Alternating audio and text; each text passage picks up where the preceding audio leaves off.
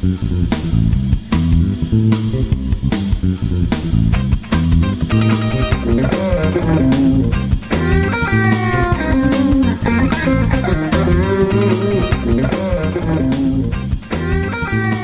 for tuning in for another episode of Will Work for Patients, a free advice podcast dedicated to help chiropractors get on purpose and grow their practices. Get ready to tune in and turn up the volume of your practice marketing. And now, turning up the volume on his mic, big-time chiropractic advocate and your host, here is Frank Sardella. Will Work for Patients, episode 21. Here we go. Well, thank you, Michelle, for that slick introduction. You're the best announcer this side, well, of everything. Me, I'm Frank Sardella, and I'm so happy to be with you here again today in our podcast show. This show is free for you to not only give you marketing help in your practice, but to keep you on purpose, to keep you pumped up, and to keep you going. And that's my commitment in this grassroots effort to make a chiropractic world. So welcome, listeners. Practice owners, associates, students, other assorted greats of the chiropractic profession. So glad to have you as part of our listening audience.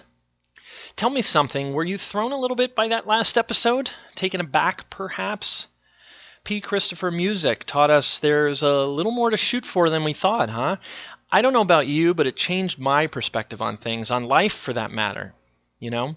How about you? Any bigger plans? Did you take his financial prosperity test? I did. And well, all I can say is wow, just wow. A bucket of ice water dumped from a third-story window upon my head, let's say. FinancialProsperityIndex.com is the website to find out what all the fun's about. I highly recommend going there. It's a wild ride. You know, can I ask you a favor? Can you please send me some fan pictures? I really want to have you participate, especially you students. Let's get some fun pictures, and if you wouldn't mind, a cardboard sign with the title of the show. Let's have a little fun during our time together, shall we? Good. I know I can count on you for sure. All right. Here's the thing. Do you realize something?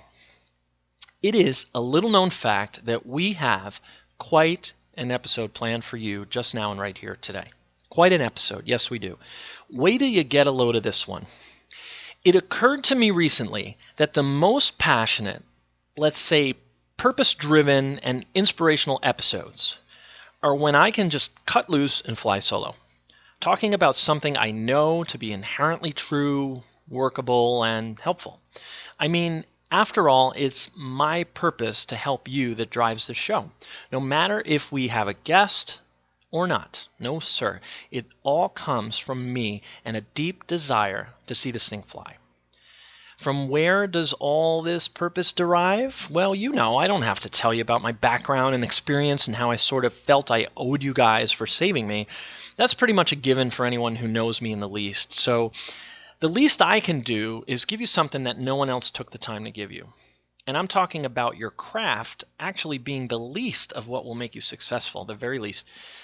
So the very least I can do is give you the rest. Now, what do I mean? I don't mean to be cryptic, but how about this staggering statistic? Did you know that your technique, your method, your therapeutic skill encompasses less than 15% of your practice? That's right. Absorb that one for a minute. Let it sink in a bit. Less than 15%. That's what your training and specialty are. Think about it. That makes what we talk about in this show part of the other 85%. Bottom line? Well, I'd say that gives us a lot to talk about, a ton of possible guests and topics, and a very high emphasis on tuning in. If I might forward just a gentle suggestion, that's why I'm glad you're tuning in. So let's see what part of that 85% we can talk about today, shall we? All right. Today's episode is entitled The Lifetime Patient Ladder. It's quite a title, isn't it? An alluring, if intriguing, if literal and straight to the point title, wouldn't you say? Well, let's talk about what we mean, because this is going to be a good one. Being that we spend a second 15% or more time talking about new patients, or should I say getting aggravated, worried, concerned, and even desperate over them, we should probably take a look at a few important things about them and how important it is to get them. And I'm about to suggest the absurd, as I always do. So I hope you're buckled in. Now stay with me here. Why is it we want new patients so badly? Well, that's pretty obvious to most, and I use obvious very loosely. What I mean is, although signing patients up anew is important, how did it come to be the end-all of our practice growth efforts? Why did it get singled out, probed, prodded, poked, and popularized? Why is it that no matter how many of them we get, it never seems to be enough? Why do we get burned out in search of them? I mean, don't we? I have. You may not believe it, but I have. The fact of the matter is, new patients have stolen the spotlight from the, let's say, should-be focus of a practice. The focus, by the way, on which any top successful, affluent, humming, rocking, producing practice has based its ascent to such heights. Fact is, those practices don't care much for new patients. So what do they care about? How do you get the volume you want and avoid getting burned out doing so? How do you live the on-purpose, wellness-based practice filled with lifetime patients? Where does a lifetime patient even come from? Do they even exist? Well, if you ever thought something wasn't quite right about the new patient process, listen up, because something isn't right about it. And that is what today's episode is all about. Sound remarkable? Well, keep listening, because this is for you specifically. Now, I would call this another early morning epiphany. I woke up this morning realizing what the next evolution of some of our training should emphasize, and the basis of it I would like to share with you right here.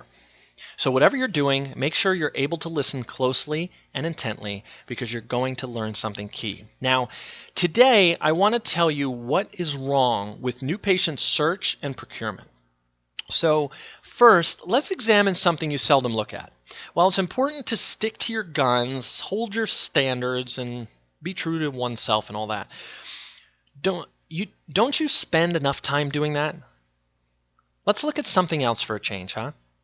How about we get a peek at someone else's mindset than your own? How about we look at someone who is a potential patient and what makes him tick? Wouldn't that be interesting? And while we're at it, why don't we take a look at more than one person and see how different people have different mindsets? Did you ever notice that no matter what marketing campaign you pick, it never seems to work on a majority, much less everybody? Ever notice that? I have a term we use in coaching that I sort of coined for this. I call it blanket marketing.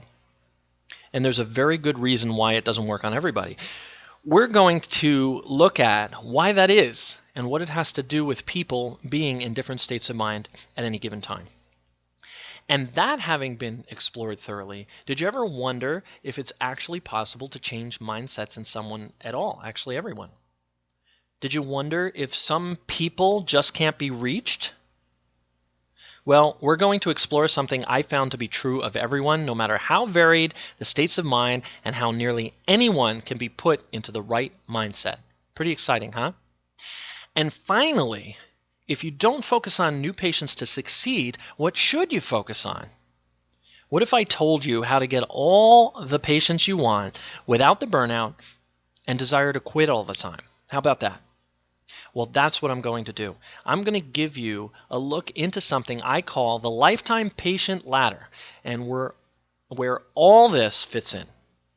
How it makes lifetime patients, and how it is at the same time a ladder for your ultimate success in practice. Would you like that? Good, I thought you would. And yeah, of course, what about a top 10 list? You thought I would leave that one out. Well, have more faith in me than that, will you? Of course, we'll have one. So here goes, our show for today. No guests, no special effects, just you and me and some great content. All right, how about a top 10 list? Today's top 10 list is the top 10 ways you're pushing your prospect down the lifetime patient ladder. How about that, huh? You like that one? I thought so. All right, getting started. Number 10. You're focused only on what you want them to know. Now, I want to allude back to another episode. Episode 19, remember our guest David Sanders talked about surveying the patient, finding out what patients think or what potential patients think, right? This is sort of the opposite of that. This is where what most people do is they're focused on what they think only. So that's number 10 at the bottom of the list. So let's climb up a little bit. Number 9, you feel people just don't get it. Now, I know those of you avid listeners realize this was part of an earlier top 10 list, but it fits in very nicely here. Because just feeling that people just don't get it is really part or an extension of number 10 here. You're focused on only what you want them to know, okay? Because your knowledge is not in their head yet. Okay, so we need to find out what's in there, and we need to realize that people really don't get it. But there's a special way that we have to get them to get it. Okay, number 8, you have no patience with or tolerance for stupidity in this area. Okay, this is a little bit more expanded view of number 9. Okay, and we've all been there thinking people are a little bit stupid in this area. I'm not trying to be crude or what have you, but take a look at it. You probably had a moment where you thought people are stupid for what they believe. Okay? This is not a critique. This is just a clean look. Number 7, you really want to help someone, and I mean badly. Okay? We're talking about desperation here, guys. That level. Okay? So when I say help someone badly, it's like you want to help them so badly you're never going to get them, right? Number 6, your attention is focused on something else. How many of us have been to a screening or an event or a talk or out in public somewhere and you're just somewhere else? Your mind is on all the billing you have to do, all the notes you have to do. You have to appear in court tomorrow to testify and all these different things, okay? And we all have worries in life. That is one of the major things that comes up in this area. Number 5, you hate being out there doing this. Okay? We've all been there, guys, including me. But hating being out there doing this is one of the surest ways to push someone down that ladder instead of up. Number 4, you stink at screenings and maybe talks too, right? We've talked about this throughout the first 20 episodes for sure. We've touched on it in at least half of those episodes, okay? That if you're not good at them. But not good at them is actually what we're going to remedy a little bit today with this ladder. When you get a load of this ladder, you're going to start to see where all this fits together, okay? But number 4, let's face it, you might stink at screenings and maybe talks too. Many of you are excellent at them. Number 3, you talk a lot. Let's say too much, all right? I'm going to allude back to Episode 14, Shut Up, You Talk Too Much, with our special guest Ron Cool. Do you remember that one? Okay, where he gave a special talk on sales, and he talked about you talk too much and actually not listening. Okay, the title of his book is Listen More, Sell More. Enough said on that one, all right? And number 2, you are desperate for new patients, and they can smell it on you, let me tell you. I think I could probably suffice to say that that's pretty self-explanatory, okay? A little bit similar to one of the earlier ones on this list, but not quite you want to help them so badly. You're just desperate to get the numbers up in the office. You're desperate because things are down, income's down, you're not making your bills, and you absolutely have to close them today. That's the kind of desperation that I'm talking about. So that's number 2. And that brings us to the top of the list. The number 1 way in which you're pushing your prospect down the lifetime patient ladder is talking about chiropractic treatment or promoting your practice. And I always like to save the most absurd one for last, okay? And it's not as absurd as you think. And we're going to get into that a little bit today, but one of the things that we teach in our coaching is that it's sort of a death sentence to start talking about chiropractic or promoting your practice when you're out at a public event such as a screening. Okay? And there are very specific reasons for that. But it is one of the biggest interest killers, and it fits right in with this list.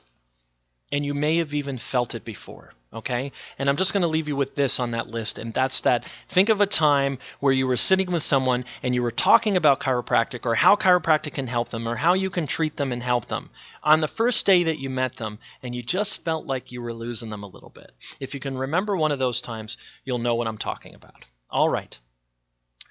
Now, let's get into the episode here, the meat and potatoes. First, I promised to take the focus off you and to get inside the head of a prospect, so to speak, the person that you're prospecting, working on to come to you, in other words, okay? And I want to straighten out a couple of things, and I may have mentioned this in earlier episodes, but it's good to review it here, that you have to understand what the sales process is in chiropractic. And you have to understand how it breaks down and where sales fits in. The first thing that I want to remind you of is something that I think I'm alone in my pursuit of making people understand this. And that is that the screening process is not in itself a sales process. The biggest complaint I get when I suggest someone does a screening is they say, I don't like to do sales. And the first thing that I rebut with is, this is not a sales process, and you won't be doing sales. I promise you. Good. That's fantastic because it's not a sales process, okay? What is the sales process? There's only one area in a chiropractic practice where sales takes place, and I can reference another episode on how to hire and pay chiropractic marketing assistants.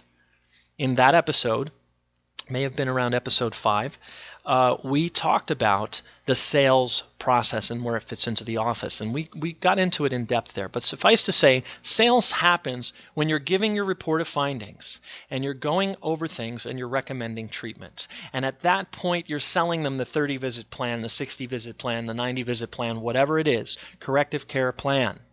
You might even be selling them maintenance care in on top of it, okay? Whatever it is, that's where sales takes place in the office, and the only place it ever takes place. Every other activity you're doing in your practice marketing toward practice growth is, and only is, part and parcel to the sales process and supporting it. And we have a name for it. We call it lead generation.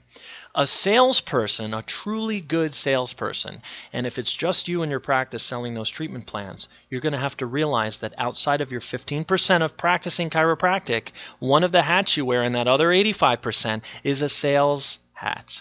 Okay? So if you are selling, you need leads. A lead is someone who is a prospective new patient who gets sent to you to sit in front of you to be sold. So a screener who works for you in your practice is going to only generate leads. And I refer you back to that How to Hire and Pay Marketing Assistants episode to really get the full breadth of that. Okay, we're not going to get into that wholly here, but you have to understand that your screenings, your talks, your newspaper ads, all those things are a pre-screening process. It's a screening process to screen leads and then pick out the ones or get the ones ready who are ready to come in, or to make them ready to come in, to send them to the salesperson to be sold and generate those leads into the office. Okay, now the mindsets that we talked about here, we talked about different mindsets because when you go out and you collect leads, there are mindsets people are in. There are various states of mind that they have on this specific subject of health. Okay, and there's actually sort of a finite amount of mindsets that I personally found. I actually sat down and figured this out one day. I looked back over 20 years and I said, all right, we've screened thousands of people. I probably have screened enough people to figure this out just sitting here at my desk, and I did. And I said, what's the highest possible mindset that I've ever seen? And what's the lowest possible mindset I ever seen? And let me fill in all the steps of the ladder in between. And we'll figure out, if we get the very, very bottom one, we can go a little bit up from it and say, well, what would a little bit up from that be? And what would a little bit up from that would be? Until we arrived at the very tippy top of the ladder. Now, I had some changes going on because it was such a discovery process. It was such an interesting and fun process. I would love to get into it with you now, but I don't want to take so much time in this episode. But suffice to say that it was a little bit of an adventure, and I even found out halfway through that I didn't even clearly establish the top of the ladder, that there was a higher rung than I had even thought. And at the time, I had established a wellness-based mindset, or lives a wellness life, as the very top of the ladder, and I found out that actually wasn't true, that it was someone who wants others to have that as well and who refers others is really the very tippy top of that ladder. So the mindsets themselves, though, are rungs to the ladder to lifetime patient wellness and extreme practice growth and success on your parallel ladder, let's say. Okay, if you picture a ladder that patients go up, there's a parallel one that's sort of your practice kind of goes up to new heights. Okay, and out the top would be maybe from our last episode talking about retiring and selling your practice and putting a legacy there and all that kind of stuff. Okay, but suffice to say there are various mindsets. Now, I'm not going to get into all of them today, but these mindsets start at the very bottom with what I call oblivion, which would be someone who's completely clueless on not just the subject of health, but anything pretty much. And they go all the way up to wants others to achieve wellness. Okay, and there are about 15 steps in between there on the ladder that I found personally. That significant steps that I found. Maybe there are ones in between those, but just significance. Now, here's the cool thing. That these various states of mind, actually, people can ascend from one to the next, to the next, to the next, is how I found. And if you know where about they are, you can sort of raise them and raise them and raise them as you work with them, communicate with them, talk to them, what have you. Okay? And that being said, what I found is, to my surprise, and pleasant surprise, let's say, because I found that they don't have to ascend very much of that ladder to be in the right state of mind to show up in your office. And I actually have a line drawn on the ladder that says where the screening process ends and the actual in-office process begins, and it's much lower on the ladder than not only any of you thought, but I think any script I've ever seen and anything I've seen on how to get people primed to come into your office. It just blew everything out of the water, and I was quite pleased. So that is something we can also share with you at another time. But suffice to say, there are those steps. Now, I said that secondly, once we understand there's various states of mind that we needed to look at, the fact that accordingly you will meet a new mindset with every person you encounter, that you talk to, you screen, promote to, etc., etc. And some are easier to deal with than others, and that's sort of what I want to point out as well, because there are various levels. And like I said, I gave you the example of the bottom one being oblivion. Well, there's another level where the person, this fits in some of the ones that you know and you've observed over the years. How about the minimizer? Where does he fit into all this? He's actually not too bad off. He's about halfway to the end of the screening process when he's there. So minimizers are actually better than what you thought. So there are various levels. There might be one where he's absolutely concerned about or wants to know what the thing is that's going on with him. That's a person who's ready. Okay, just above oblivion, you have where the person's not oblivious to everything, but he's sort of oblivious to the concept of health or wellness or anything like that. So just in that area, it seems like a pretty bright guy. He's not clueless. He's involved in life, but health just doesn't seem real to him, And so we have these various states in there. And then more toward the top, there's an area where maintenance care fills in, where a person gets relief and how they feel there. And various states that they pass through, like once you continue them through your office. And this also contributes to the fact that, and you're starting to see here that we're not looking at just a new patient. The process doesn't necessarily stop there. And so now that we have the various levels, we make some examples here, and we have the top and the bottom of the ladder. We just have to assess how close a person is when we're out there screening somebody or promoting. We have to assess how close they are to the middle of the ladder. And the middle of the ladder is where we get them to come into the office, and then we can sell them. Because look, guys, I've said this a million times. I'm going to say it again. Once they get into the office, right, you're a really good closer. Okay? Most of you are at least at 50%. Those of you who are really bad closers even, if you could just get more people to show up in the office, then you'd have more closes. So let's face it, it's not as important right now to look at that, but it is important to realize that when they arrive in the office, they're only halfway there. When they get there onto their corrective care plan, they're still not even halfway to the top from where they came into the office. In other words, 3/4 of the way up the ladder, not to be confusing. And the more steps to climb, the more it takes in time. That's my hard, fast rule. The more steps to climb, the more it takes in time. So what do I mean by that? If you meet a person at a screening, and he's way down there in oblivion, okay? He's not going to be a 5-minute get an appointment guy.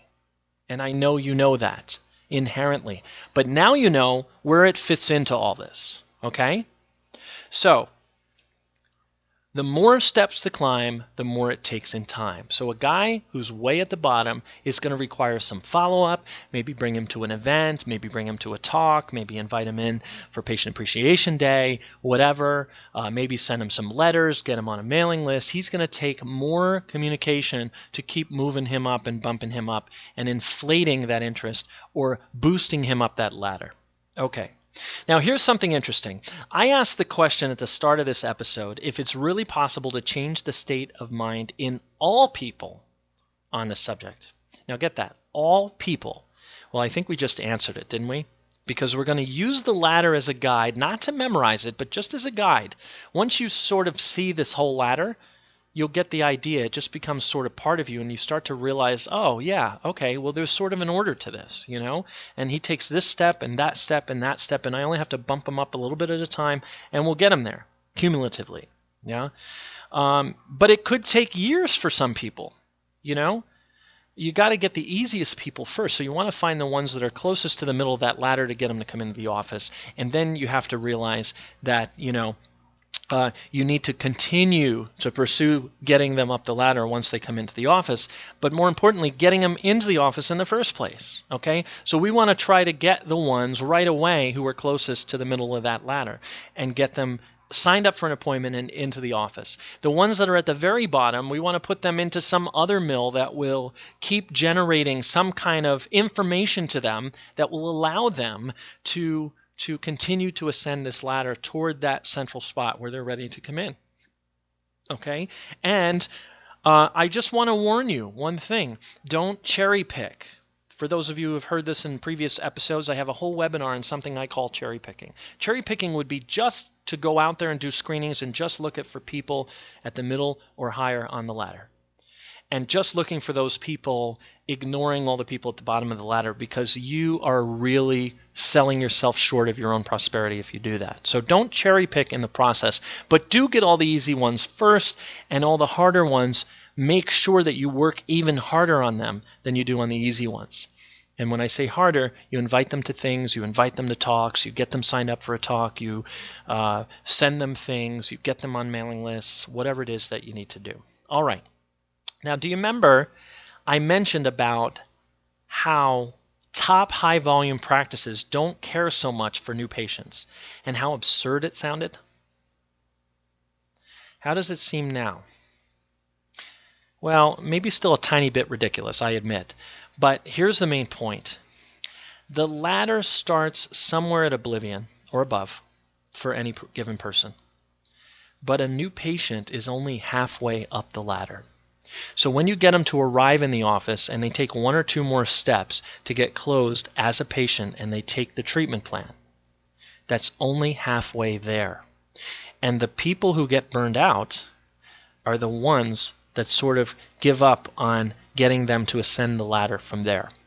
Okay? Now, my specialty is getting them up halfway on the ladder. My specialty, admittedly, is not getting them all the way to the tippy top. That's not what I do.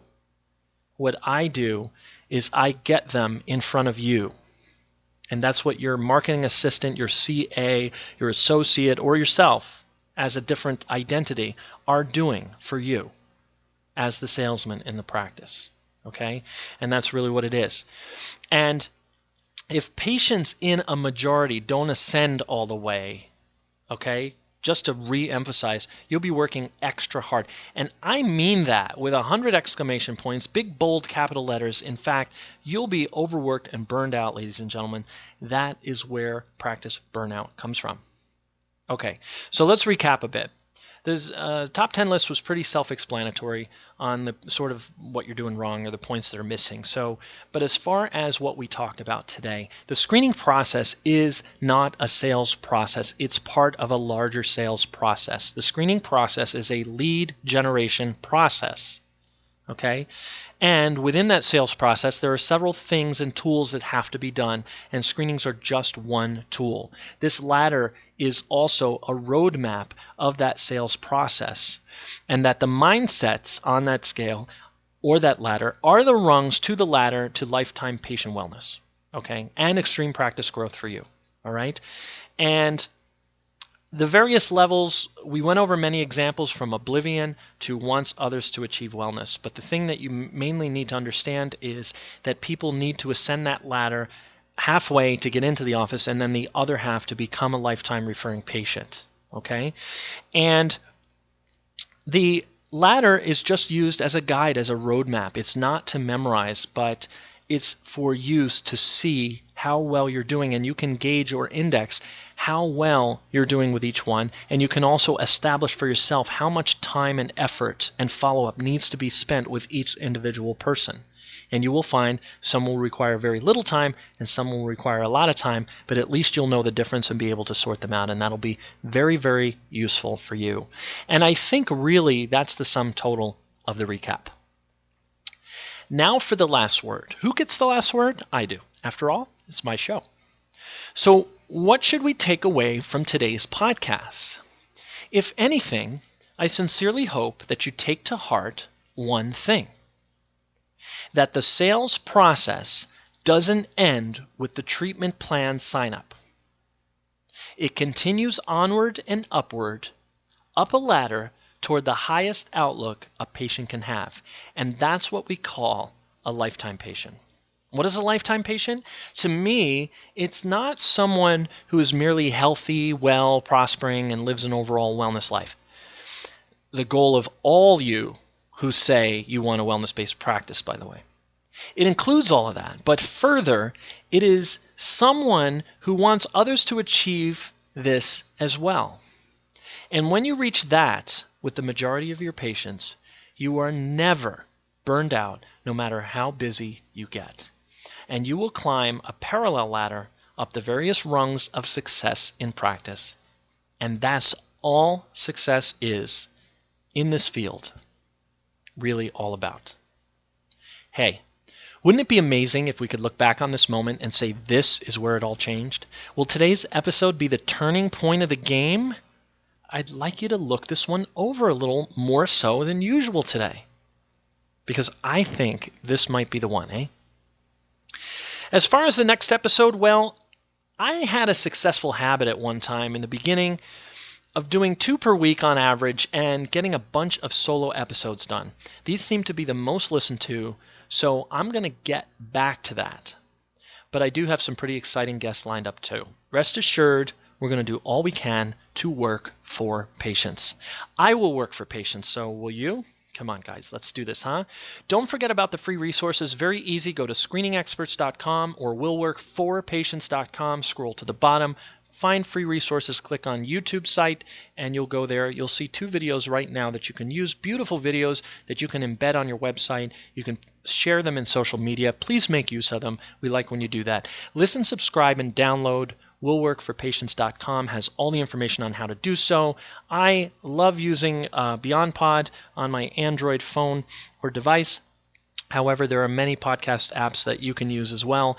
On the iOperating system, the podcast app is great for more modern, or you can go right into iTunes and subscribe, and of course, directly to the RSS feed. Remember, we're in audio format, so you can tune in while you do other things. I don't care if it's while you're sitting in bed at night, tune in while you're eating lunch or working out, etc., etc.